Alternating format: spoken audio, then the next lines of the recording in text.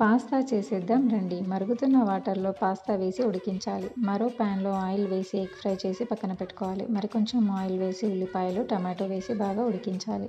Carrot తురుముకొని వేసుకోవాలి. అల్లం కూడా వేసి లైట్గా ఫ్రై చేయాలి.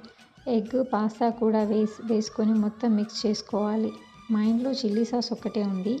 మీ ఇంట్లో వేరే సాసులు ఉంటే అవి కూడా వేసుకోవచ్చు. కారం, ఉప్పు, ధనియాల పౌడర్, కొత్తిమీర వేసుకొని కలుపుకోవాలి.